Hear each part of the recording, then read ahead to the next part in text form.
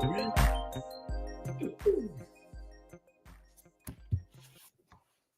Hello, everybody. How's it going out there?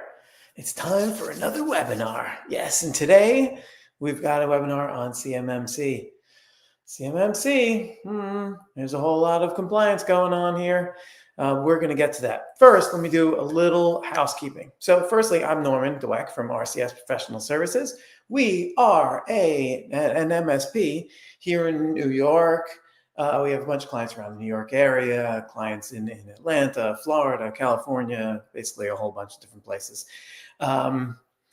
And we do essentially anything that a client needs to get going. I always like to say, we make it all go. So we don't do any application programming or anything like that, but we will make everything go. So that's your desktops, servers, cloud.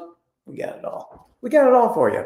Anyway, so now this webinar, you guys can comment on this because I can see the comments right there on my screen, and I can, if you guys want to say hi, you guys want to ask questions, I can ask the questions for you, or even better, you guys can come on the show and ask the question yourself.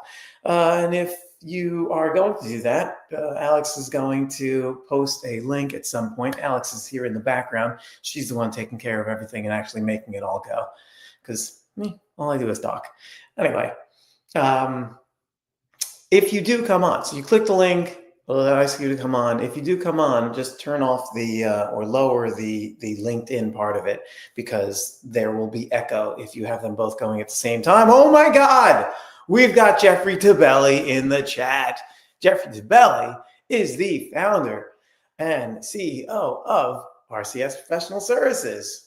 Taking it from the other side this time, trying it out from the guy who's making comments. All right, moving on. CMMC. Yes, we have two great guests. They're from ControlCase. I am going to essentially let them introduce themselves and this subject, because my God, these guys know a ton about this. So without further ado, from ControlCase, we've got Dylan Libengood and Alexy Johnson. Hey guys, how's it going? Hey, how are you? How's everyone? Hi, great. All right. Nice. Thanks for having us today, Norman. Thank you. So, who wants to first tell us about ControlCase? Yeah, I can start things off. All right. I guess first to introduce myself. Again, my name is Dylan Libengood. I'm our AVP of Strategic Accounts. I've been with ControlCase for going on 7 years now, and I've been in the technology/compliance cybersecurity industry for about a third of my life at this point. So it's about all I know anymore. Give you a quick highlight of who ControlCase is. We've been in business for going on 20 years now, and we are primarily compliance and audit experts, providing audit and consulting managed services against 30 some odd various frameworks. We work with SMB, mid-size, all the way up to the largest enterprises. So there's really no organization or no scenario we have never seen. In my role specifically, I've worked with these various organizations that we work with to help them kind of evaluate their compliance strategy roadmap and helping them kind of build all of those things into the grander scheme of their business. All right.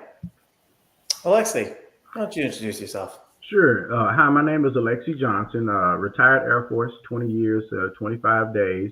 I've been involved in IT security or IT operations / compliance for about 21 years now.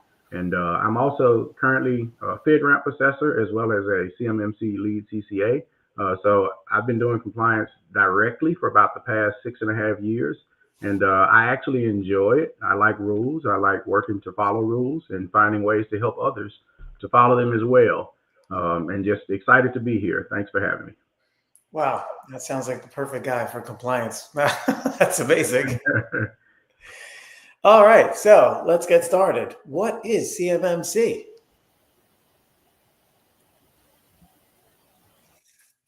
One of you guys going to jump in? What's CMMC? I think Alexy has frozen. Yeah, but he actually froze with a smile on his face. So that's well, I'll take this one while we wait for Alexy to unfreeze. So CMMC, otherwise known as the Cybersecurity Maturity Model Certification, is a program designed to provide the DoD, or in this case, Department of Defense, with increased assurances that contractors and subcontractors are meeting those cybersecurity requirements for non-federal systems if they're processing controlled unclassified information. And essentially those assurances are all provided through these various levels of CMMC assessment. There are some self-assessments that are available for lower levels, but those organizations who work with categories of controlled CUI that will require an assessment by a certified third-party assessment organization, or C3PAO as we'll probably refer to moving forward.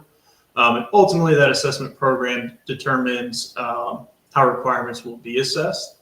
The program itself does not levy any security requirements on those being assessed. All of those actually come from FAR 52, NIST SP, which stands for Special Publication, 800-171 and 800-172. So you said it's clients working with the DoD. Is it only DoD, or is there other parts of the government?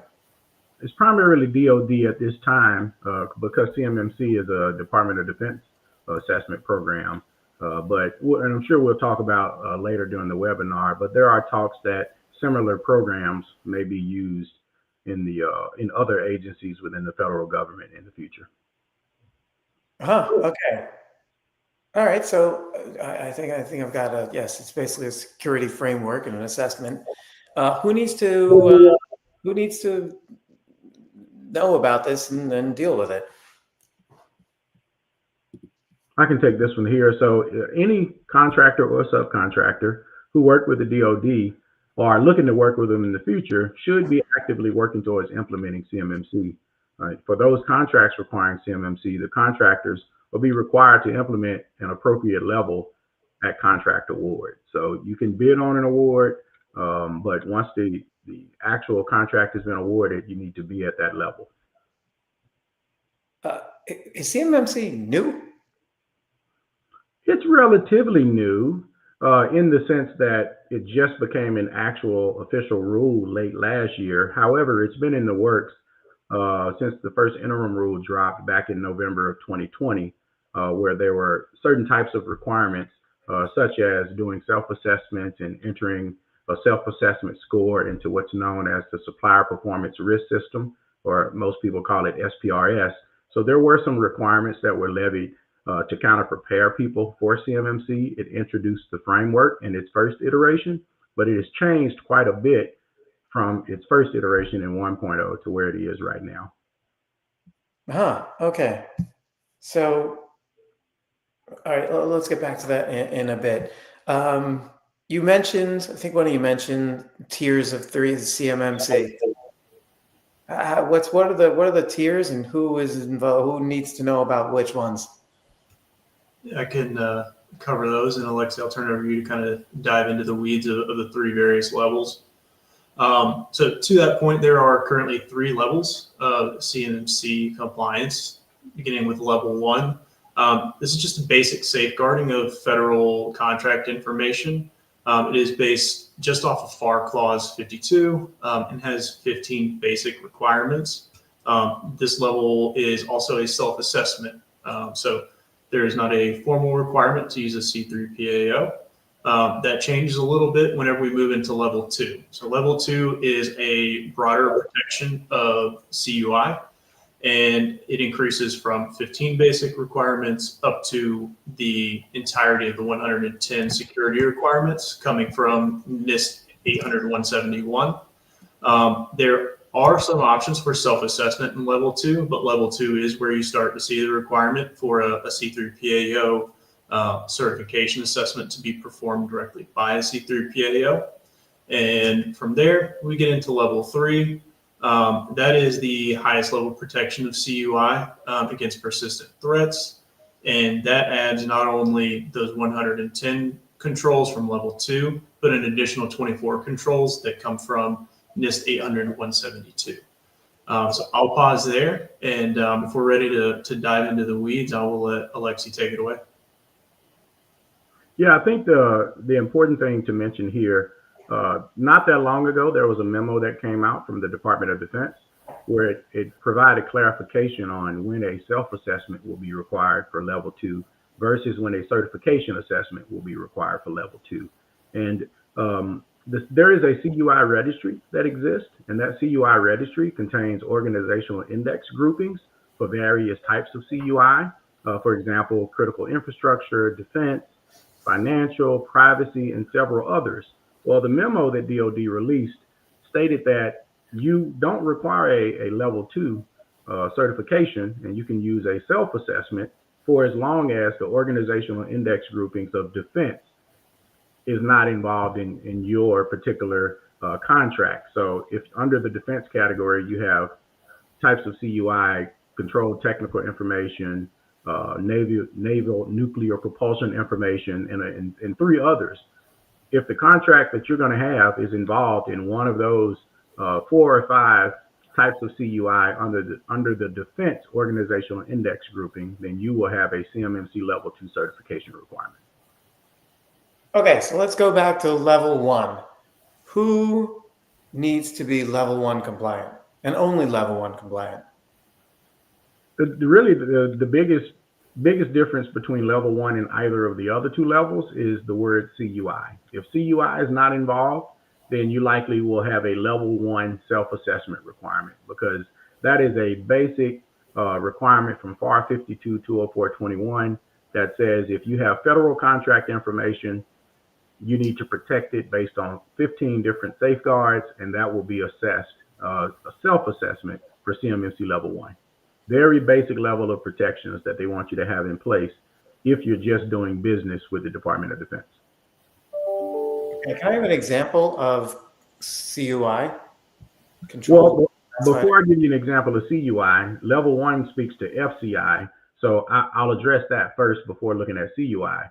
So federal contract information is non-public information that is essentially information that you'll use in the performance of a contract. So just a very loose example, you could have a cleaning contract where all your role and responsibility is just to go on a military installation or some DoD facility and provide sanitation services. You're going to empty trash cans, you're going to mop floors, but you may receive emails with scheduling information, when the building is going to be open, when you can actually come and do your job. Those are examples of information that's designed to help you in the performance of your contract. It's not something that says, hey guys, y'all want to go to lunch today? No, that's not in the performance of your job. But what's in the performance of your job is anything that can enable you to actually fulfill your role as a contractor on that contract. So that is federal contract information. Very small example, but that is federal contract information and what it's intended to be. Okay, so the level 1 folks have federal contract information. They can do a self-assessment. Mm-hmm. Okay, let's move on to level 2. So with level 2, that's where controlled unclassified information comes in. So I don't remember the exact executive order, but years ago, there was an executive order, I believe, from President Obama that introduced the concept of controlled unclassified information. So for anybody who's ever worked with the federal government before, specifically the Department of Defense, I'm sure you have seen FOUO, or for official use only. In part, I believe it was to combat the overuse of something called for official use only, and it required the federal government to then begin to classify the information that it used, the unclassified information that it used, into a category called controlled unclassified information. So anything deemed to be controlled unclassified information would then have a higher level of protections based on 32 Code of Federal Regulations, Part 2002, which stipulates the type of protections that need to be in place to protect this specific type of data. Gotcha. Okay, so we've got the level 2 guys. They've got some controlled unclassified information, CUI, and they can either do a self-assessment. This is based on the CUI that they have. They can either do a self-assessment or they need to bring in C3PO. Mm-hmm. And they know whether they need to bring in the C3PAO based on the organizational, what'd you call them? The organization index grouping as listed within the CUI registry. And the organization index grouping, that's the thing that says the types of CUI. And if you're in one of those types of CUI, you need to have an outside assessment, right? Specifically, the defense organizational index grouping, if you're in that one. So I mentioned that there were 5. So they are control technical information, DoD critical infrastructure security information, naval nuclear propulsion information, privileged safety information, or unclassified control nuclear information for defense. If your category of CUI stems from one of those 5, then likely you will have a CMMC level 2 certification assessment requirement from a third party, a certified third party assessment organization. Okay. Level 3. Level 3, honestly, the jury's still out on level 3. Is it going to be program owners? Is it going to be what some call the more exotic technologies? It's kind of undetermined, but once it is determined, you still will have to get a CMMC level 2, but there are some additional requirements that will be assessed by the government. The Defense Industrial Base Cybersecurity Assessment Center, DIPCAC, that's who will actually perform the assessment for the 24 additional requirements. And they may do some limited spot checks for the level 2 portion of the assessment, but their primary goal in that is to validate ultimately that all of the requirements for both level 2 and level 3 are met before somebody is awarded a CMMC level 3. It's still going to be from the Defense Organizational Index grouping. It's still going to be one of those categories of CUI, but there will eventually be a determination made based on the contract whether or not there is a level 3 requirement that needs to be in place. Okay, from what you're saying, it kind of sounds like some of these rules are not exactly in place yet. I won't say they're not in place. I will say that it's not been publicly disclosed yet, right? Once we start talking about timeframes, you'll see that level 3 requirements actually won't start hitting contracts until 36 months after the, it is called the Title 48 CMMC acquisition rule. Once that rule drops, you're looking at another 36 months before a level 3 requirement ever actually hits a contract. So by then, I'm sure the DoD will have figured out the types of contracts that they want to undergo that level of certification, but that hasn't been made public yet to say, this is what's going to require CMMC. If I had to guess, I would make the assumption that things related to major weapon systems that probably require that higher level, if you're producing some of the next generation of warfighting equipment or aircraft, go Air Force. So if you're creating bombers or if you're creating fighter jets, once again, go Air Force, sorry, Navy. That probably will be a situation, if you're dealing with maybe naval nuclear, okay, I got to give credit to the Navy on that one. If you're talking Navy nuclear propulsion type stuff, that may require a higher level, but this is purely conjecture on my part because the information hasn't been made available yet. Okay, but if you're somewhere in that you're somewhere in the CMMC framework and you need either level 1, level 2, level 3, you should probably get started on this, yeah? Absolutely. And if you were to ask me, when should you get started? I'll say yesterday. Okay. You're late if you haven't started already. Okay, so now let's go back to level 1. We got the level 1 guy. He's got the, what was it? F what? FCI, Federal Contract Information. Right, he's got federal contract information. What is that assessment like? He's doing that company does a self-assessment. What's that like? So it's actually pretty simple. There is a set of requirements listed in FAR 52-204-21. There are 15 of them, 17 in terms of how they're mapped out to NIST 800-171. And you essentially implement those requirements and you perform an assessment of those 17 requirements using NIST 800-171 alpha, and you attest to actually meeting them for the scope of the system that is involved in your storing, processing, or transmitting federal contract information. Right. So explain to me the difference, because you had an alpha in there. Explain to me the difference between requirements and assessments and how they're related. So I knew you were going to catch on to that, so I didn't keep going just to give a moment of pause to the viewers. So NIST 800-171 and NIST 800-171 alpha are paired.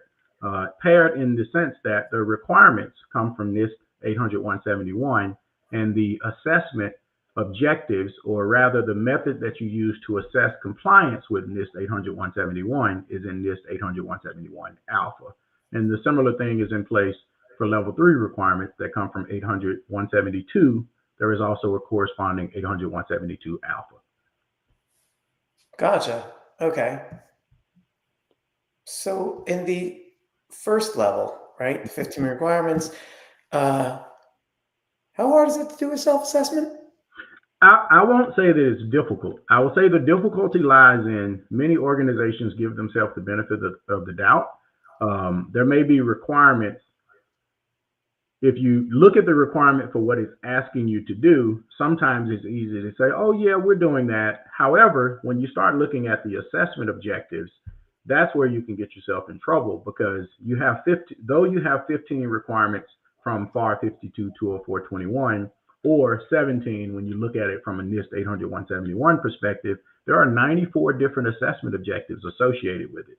So some of the assessment objectives, you could not be doing one of the assessment objectives associated with an individual requirement.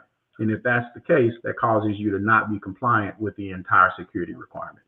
For example, NIST SP 800-171, the requirement 3.1.1, it has 6 different assessment objectives. So if you're deficient on either of those 6, then you're deficient on the entire requirement. And that can cause you problems if you're not aware of the assessment guides. I've worked with many companies over the years who thought they were properly implementing 800-171, but they had no knowledge of the assessment guide. So when I come in to do a gap analysis or a gap assessment, I find that there are many things that they didn't consider because they weren't aware of the assessment guide. How specific are these things? Does it say like you need MFA? Does it say that specific, or is it a certain degree? Security? To a certain degree, it provides a certain level of granularity to what the requirement may be. So for example, 3.1.1, it requires you to limit system access to authorized users, processes acting on behalf of authorized users, and devices or other systems. Well, in order to limit access to authorized users, you first need to know who they are. So the first assessment objective is for the assessor to determine if authorized users have been identified. What corresponds to that is the fourth assessment objective that says determine if system access is limited to those authorized users. Technically, I can't determine if you limit access to authorized users without first understanding who your authorized users are. So to me, it makes sense, but I can understand why somebody, if they say, oh, we have usernames and passwords. Okay, you do have usernames and passwords. But how do I know that those people that have usernames and passwords in your system are actually authorized? Meaning they went through some process. I sent an email to the information system owner and said, hey, we need an email for Dylan. We need an account for Dylan so that he can log in. Now, that's an authorization process, because authorization occurs before somebody can be authenticated in the system. So it's like a 2-stage process, all under the umbrella of account management. Okay. Okay. Got that. 2-part question here, but I can't remember the first part of right now. 2-part question. Here we go. So I'm a company, I'm doing this assessment. I've got information that the assessment's asking me things, and I've got information. Do I have to enter this information somewhere? Like, what do I do? I keep it for my own documents. And then my second part of the question is, who's checking me? Is someone coming in and saying, hey, I need this from you? So what I think you're asking is, where do you document how you're actually implementing the requirements? Okay, if that's the question you're asking, you have something that's called a system security plan. And typically a system security plan, it has its own set of assessment objectives. It requires about 8 different things. You know, one of the things a system security plan requires is for you to describe, well, first you have to have it, and then you have to describe and document your system boundary. You have to describe and document your system environment of operation, which is essentially the physical environment that's associated where your information system is being operated. You have to document a relationship with or connection to other systems within your system security plan. And you also have to document all of the security requirements, the method of implementation that you plan to utilize or that you have implemented in meeting the requirements. And of course, you have a requirement to document how frequently will I update the system security plan, and then there has to be proof that it's been updated. So that's a foundational document to meeting any CMMC requirement. And quite frankly, without it, the rule says the absence of it, you actually can't complete an assessment. Oh, okay. Okay, let's move on to level 2 for a second. Mm-hmm. They've got a self-assessment, and they've also got an assessment by a C3PAO. Let's hear about this C3PAO and what's going on there. Well, the C3PAOs, they have to be currently either authorized or accredited by the Cyber AB. And so it's a select group of people that have to go through some specific requirements in order to be authorized as a C3PAO. One of those requirements is that the system that they would utilize to perform assessments and to document information related to the status of implementation of requirements is that they also implement CMMC level 2 requirements, and they be assessed by the DIPCAC to make sure that they're meeting those requirements. So it's kind of a, as some say, eating your own dog food approach, to where we're not just going out and assessing other organizations. We actually have to meet those same requirements in our environments that will support our ability to do assessments. You said we and our. Is ControlCase a C3PAO? ControlCase is a C3PAO. Oh, okay. Here we are. Yes, I may as well say ControlCase is also a third-party assessment organization recognized by FedRAMP as well. And I mention that because there's a lot of nuance involved in CMMC as it relates to the use of service providers, whether they be MSP, MSSP, or whether they be a cloud service provider. So having somebody who understands the nuance between how the service provider relationship works is really important, whether you're getting somebody to advise you on meeting CMMC requirements or whether you're looking for an assessor who understands those nuances as well. Okay. Plug for ControlCase. All right. Hey, everybody out there, just type your message, your questions into the chat, and I'll ask them anything you want, because my God, these guys know everything. And feel free to come on the show. Alex is going to post a link on there. So if you click on that link, you can come on and ask whatever question you want. Okay, back to you guys. Just taking a step back for 1 second. ControlCase can do C3PAO for CMMC. It can do FINRA compliance. Oh, we're at it. What other compliance can you guys do? Let me kick that one over to Dylan to give you that smorgasbord of all that we did. And then we'll get back to CMMC. Let's just hear about this for a second, because now I'm curious. Yeah, we might need to add 15 minutes or so to go through the full list. But I'll cover at least our more common frameworks. The framework we'll probably do the most is going to be PCI DSS, currently on version 4.0. We were one of the global leaders in annual PCI certifications provided every year. We also provide ISO variations. PCI is if you have credit card machines, that sort of thing. The credit card companies are going to come to you and say you need to be PCI compliant, and then they go to you guys, right? Correct. Yep. PCI or payment card industry is essentially PCI SSC is the governing body that has created these rules that are all focused on credit card data and the related PII with those. So all of the controls for PCI evaluate, are you storing, processing, transmitting any sort of credit card data? If so, where is it? Is it encrypted? Just to ensure that everything is safe and secure. Everyone here in this webinar, I'm sure we all have our credit card information saved in dozens of places, if not hundreds, unbeknownst to us. And every single touch point is a potential point of weakness, if that's how you want to look at it. So politics is one of those multiple environments to be breached. And now your information is for sale on a list of 99 other credit card numbers on the dark web. And so PCI focuses to alleviate the chance of that happening. We also provide several variations of ISO compliance, predominantly ISO 27001, which focuses more on having an information security management system in place. SOC 2, HIPAA, high trust.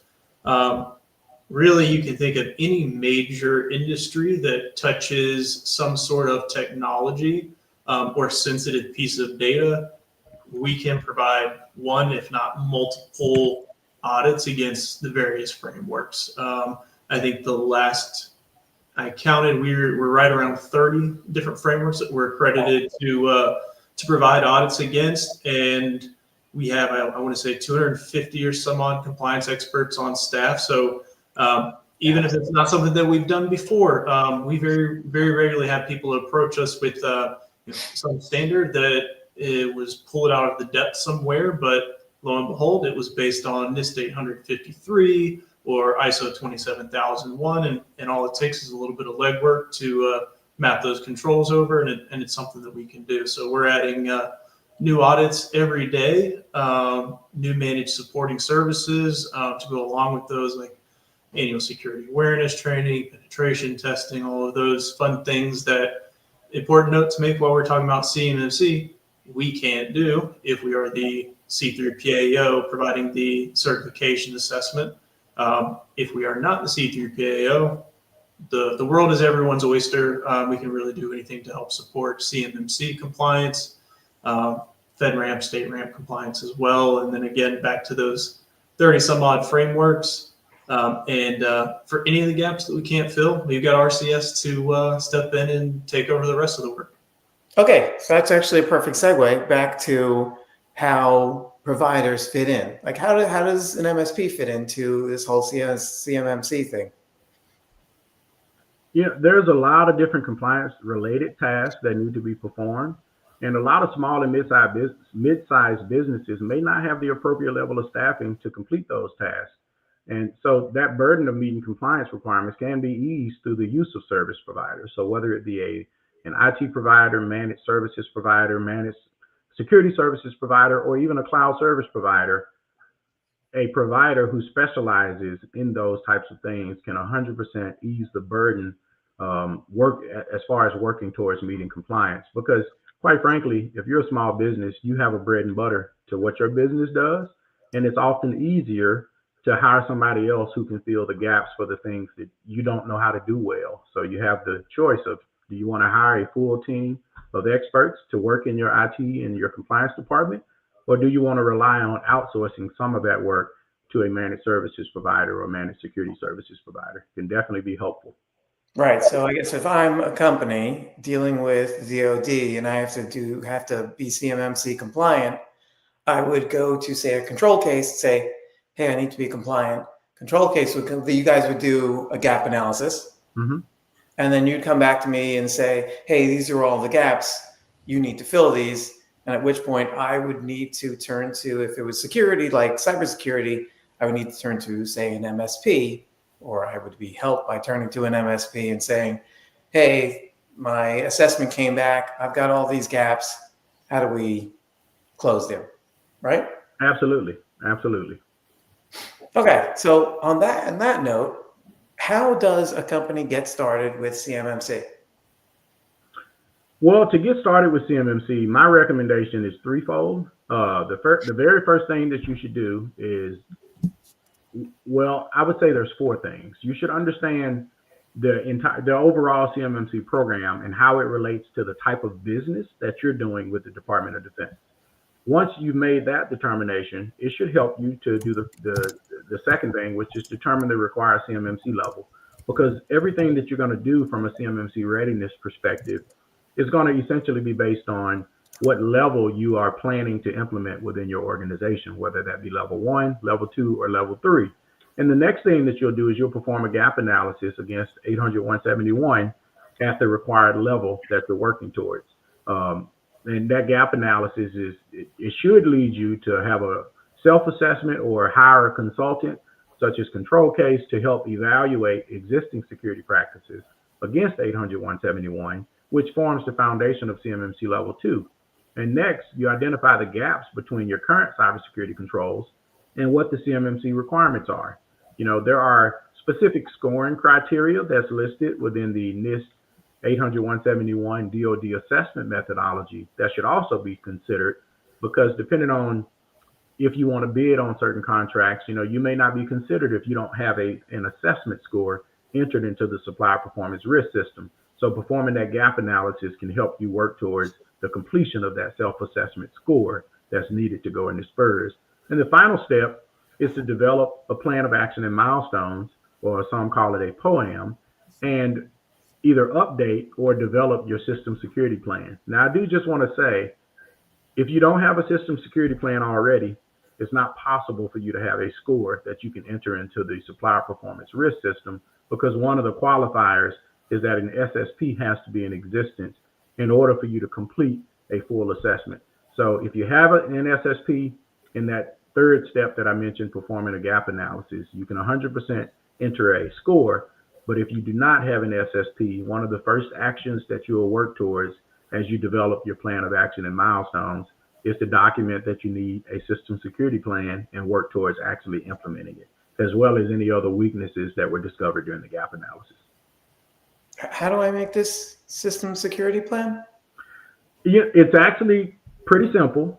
There's a requirement, 3.12.4. There is no specific criteria in terms of what the system security plan should look like. So many different consulting companies, they have templates that they start with that can ensure that you meet the requirements that are needed to complete a system security plan. NIST has also developed a template called the NIST CUI SSP template that if you follow it, it will help you to meet a system security plan as well. But there's going to be a lot of information, again, related to your system boundary, your system environment of operation, how you actually implement the controls or implement the controls to meet the requirements. And then also, there's one more thing to it, your relationship with or connection to other systems. So all of those things go into a system security plan. And it can be a tough task because it's often misunderstood in terms of the exact requirements that you're trying to meet. But many different companies, especially ControlCase, can work with you to help navigate the complexities of these compliance requirements. Okay, you mentioned the scoring. How does this scoring work? This is what's the system called? I think it was It's SPRS, and I'm laughing because I'm going to say a word that to many is a word that brings back a lot of bad memories, right? So if you remember algebra, that's profanity to a lot of people. The formula for calculating a SPURS score, it's almost algebraic. There are 110 requirements, so the highest possible score is 110. What the worst possible score is a negative 203. That doesn't seem to make sense. Well, it does to a certain degree. Oh, we lost them. Requirements. Oh, we did. We're back. Oh. Are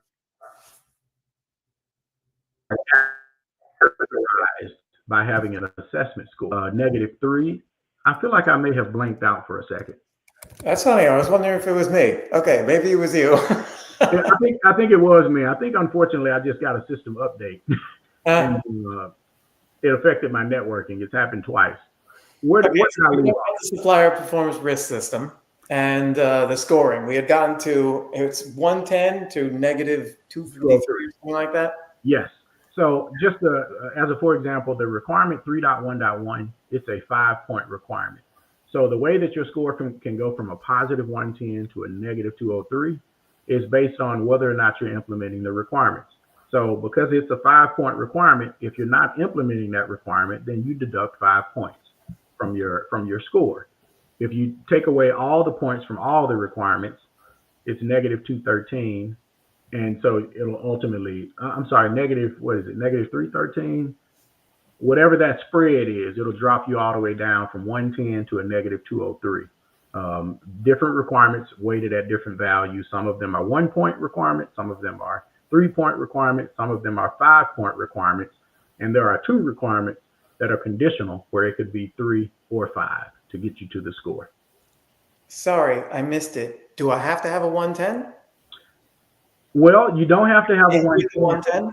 You don't have to have a 110 if you don't have a contract that stipulates a CMMC requirement. Oh, okay, gotcha. If you have a CMMC requirement, it's 110 or bust.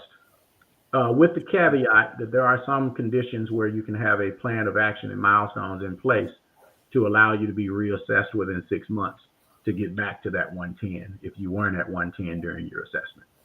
Gotcha. Okay, so let's look to wrap up. But before we do, I can, now I'm wondering, what are the barriers to companies getting started on this and doing this, and how do we get around them? You've got things like you have to. I guess you got to find a control case like company. You've got to figure out the assessment. You've got to write the SSP. So I'll be honest, the biggest challenge to implementing CMMC is understanding the compliance requirements, right? Everybody can read 110 requirements. However, understanding sometimes how to apply the technology or the processes related to your system to meeting those requirements, it's sometimes a challenge. So being able to get help, I mean, the standard is written in plain language. However, the standard is not designed to be written it's not designed to be understood by someone who is not involved in information security, right? It's the standard, yes, it's a plain language standard, but you're not going to meet HIPAA security rule requirements just by being a doctor. You're going to meet HIPAA security rule requirements by having some level of IT security background. So the requirements aren't necessarily written to a novice who doesn't work. It would be similar to me trying to read accounting code, not being an accountant. So you have to have the requisite personnel on your team, whether that be through third party consulting or contracting, or whether you hire somebody involved in information security that can help you build out this program, because it is an information security program designed to protect one category of data, controlled unclassified information. That's the first thing. The next one is there's often challenges with resource constraints. You know, as I alluded to, if you don't know how to do this, you need to bring in somebody who does know how to do it. And many small businesses struggle with being able to allocate the appropriate resources based on their budgets towards implementing CMMC. So it's always important to understand, okay, this is what I need to do, and there's the cost associated. Well, there's some other costs associated with the resources that you may need to bring in terms of people, in terms of processes, in terms of technology to help you meet the CMMC requirements. So I would say those are the biggest two in short, but there are other things as well related to cultural shifts, technology gaps. You know, you may require a major overhaul to some of the systems that are being used. You have to get your people in a mindset that says, okay, we have to protect this data. So what are the things that we need to do differently? Because security is the enemy of convenience. Your people want to work in a convenient environment. And sometimes that's where the culture shift is required, because in order to be secure, it can't be convenient, right? And if you want more convenience, then you're going to lose out on security. And these assessments are designed not to really determine security versus convenience, but to determine if you've effectively implemented a control, but the culture can affect whether or not your organization can effectively implement that control. And so lack of expertise is a pretty big one.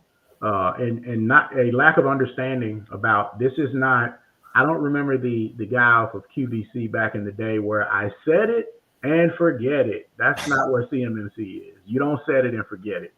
This is a continual program where once you get compliant, you establish continuous monitoring so that you can be in a self-evaluative mode regularly to make sure that you're continuing to meet those security controls and to meet those security requirements that have been implemented. I've got a left field question that you guys, that may be beyond you guys, but I'm curious. I go to the DOD, right? They want to contract me to do whatever, right? So they're ready to write a contract with me, but they say, hey, you got to be CMMC compliant. Are there any guarantees in that contract that say, hey, if you get CMMC compliant, this contract is going to go through? Or am I just spending all this money with hopes that the contract is still going to be there once I get done? You know, I will answer that question with a bit of an analogy. When I went to school and got my master's of cybersecurity, And when I took the ISC squared certification for CISSP, there was no guarantee that I was going to get a job in cybersecurity. And it's no different with CMMC. CMMC is a precursor to being able to protect the sensitive information that the government has deemed controlled unclassified information. And I don't know if it's appropriate to say elitist to a degree, but it is a qualifier. And in order for you to do some of this work, there is something that you must do ahead of time. But even in doing it, there are no guarantees. There's a lot of people with master's degrees that can't find work commensurate with what their degree level is, commensurate with the level of pay that they want. And it's the exact same. That's a great analogy. I'm going to remember that. It's the exact same way for CMMC. Getting the certification means that you are now qualified to be awarded the contracts with this type of data, and they can be very lucrative. But not getting the certifications means that you're likely going to be disqualified from some of these more advanced contracts. Right. Okay. When you say it like that, it makes sense to me. You're essentially, if you're going to go after DoD clients, you're investing in this part of your business to be able to go after DoD clients. Absolutely. Yep. To throw another analogy out there, you can also think of it in the way of accessing a new market. CMMC is the one single key that opens this door. There is no master key. There is no alternative route to unlock the door. You have one key. You have one way to get your hands on that key. And if you don't have it, that door is locked forever. Gotcha. Okay. The door is only so big, and the only way to get through it is 4 letters. CMMC. If you can't give them that code and get through, you can't do this work. All right. So let's end on first 3 things a company should do today to start their CMMC journey. So these were mentioned, but I'll say it again more concisely. What level do you need to be at based on your business model? Some people will tell you to go to the highest possible level of level 2. That's not the work you're trying to do. You might not need to be at level 2. With one caveat, prime contractors run it. They determine many things for subcontractors. So a prime contractor may tell you, if you want to keep doing this work with me, get CMMC level 2. And now you have a business decision to make. But if you just follow the data, it's based on the type of data that you're going to have in your environment. So I used an example earlier of a cleaning contractor. They may only get FCI, they may never get CUI. So determine what's your required level going to be, and then immediately perform a gap analysis of your current environment, your current practices, your policies, procedures, your use of technology against whatever that requirement is, and then develop a plan of action that will move you towards meeting those gaps. Those are the 3 that I would say you should do if you haven't started your CMMC compliance journey already. And Norman, can I add a 4th line item that might be helpful for those who are, starting this buying journey of kind of where do we start, what's important? So from what we've seen, one of the big hurdles, we'll say, in finding the various resources that you need to support you in your CMMC journey is misalignment in the buying committees. This is no small task. To Alexy's point, you may need new people, new processes, new technology. Odds are you might end up needing all 3. And to ensure that the evaluation of which resources, what processes are put in place, what new tools are put in place, the vendor management that goes into evaluating those potential new tools, all of those come with their own potential changes and requirements, and having all of the relevant stakeholders from your buying committee as involved as they're willing to be throughout the entire process will help ensure that when and if the time comes, that you have buy-in from the entire buying committee, so that you're not stuck going back to the drawing board every 6 weeks. If a new gap comes up, you need to implement something new. You don't have to go back through an ROI conversation. You don't have to build the business case all over again, because you've had your stakeholders there front and center from the very beginning. Whereas if they're looped in on the back end and they're just an analyst that says, hey, we need to implement multi-factor authentication. We don't have that now. The first question they're going to get is, well, why, and how much is it going to cost us? And if you can bring them in prior to that conversation being had, they get to kind of see how those pieces fit together. and you're not fighting an uphill battle to get buy-in from the rest of the organization. Gotcha. All right, guys. Well, this was great. I'll tell you, I learned a ton about CMMC on this one. You guys know a ton. So yeah, thank you, Alexy. Thank you, Dylan. Everybody out there, ControlCase. These guys know everything about compliance. It's incredible, as you can hear from what they said today.